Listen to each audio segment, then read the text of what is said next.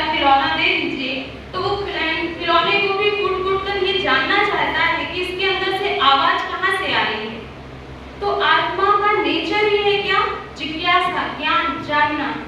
इसी तरह प्रेम भी क्या है? आत्मा का नेचर है, प्रेम करना चाहती है, प्रेम रिसीव भी करती है और ट्रांसफर भी करना चाहती है।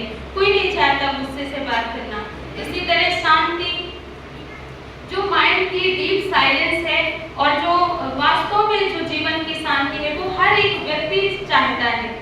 हम उस शांति की बात नहीं कर रहे हैं, ना तो शमशानी शांति की, ना किसी वैराग्य वाली, ना सन्यासियों वाली शांति की, कि सब छोड़कर जाने वाले सन्यासियों की शांति, उस शांति की बात नहीं कर रहे हैं। ये वो शांति है जो सब प्राप्त होते हुए भी शांति का महसूसता कराए और सब प्राप्त नहीं होने के बाद भी शांति की महसूसता कराए। फिर इसके बाद जो अल्टीमेट हमारा उद्देश्य है जीवन का, सुख। तो जब जीवन में ज्ञान आ जाता है, जब जीवन में प्रेम आ जाता है, जब जीवन में शांति आ जाती है, तो इन तीनों के बाद जो जीवन में गुण आता है वो कौन सा है? सुख आता है। इसी तरह सुख के बाद पवित्रता, शक्ति। तो आत्मा की ये 7 गुण हैं और इन गुणों में यदि कोई कमी आती है तो वह आत्मा बीमार है।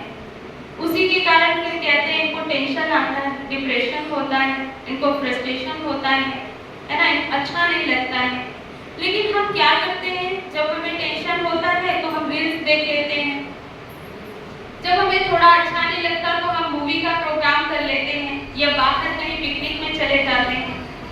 तो शरीर स्वस्थ नहीं था, शरीर खराब हुआ, शरीर को बीमारी आई तो हम डॉक्टर के पास गए। आत्मा को बीमारी आएगी तो किसके पास जाएंगे? उसका जो डॉक्टर है वो कौन है? सुप्रीम सोल, जिसको कहते हैं परमात्मा। हम आत्मा और वो कौन? परमात्मा।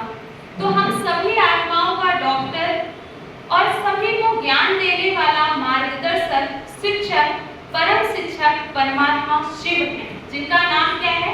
परमात्मा शिव। जैसे हम सभी एनर्जी, एक एनर्जी की तरह है, पॉइंट ऑफ लाइट है, सोल है, और हमारे रहने का स्थान कहाँ है? दोनों भवों के बीच। जैसे कि अब मैंने बताया कि इस गाड़ी में ड्राइवर कहाँ बैठना चाहिए? आगे बैठना चाहिए।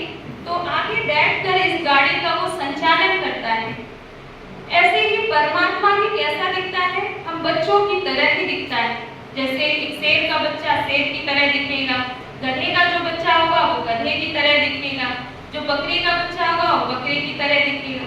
इसी तरह यदि हम आत्माएं पॉइंट ऑफ लाइट हैं, वो एनर्जी है, तो परमात्मा भी कैसा होगा? हमारी तरह ही होगा। तो परमात्मा भी पॉइंट ऑफ लाइट है, जिसे ज्योतिर्लिंग शिव कहते हैं। हमने उस ज्योतिर्लिंग का अर्थ भी होता है ज्योति माना प्रकाश, लिंग माना आकृति, प्रकाश की आकृति वाला। तो परमात्मा भी कैसा है? पॉइंट ऑफ लाइट है, और हम भी कैसे हैं? पॉइंट ऑफ लाइट है। और उनका नाम क्या है? परमात्मा शिव। कहते हैं सत्य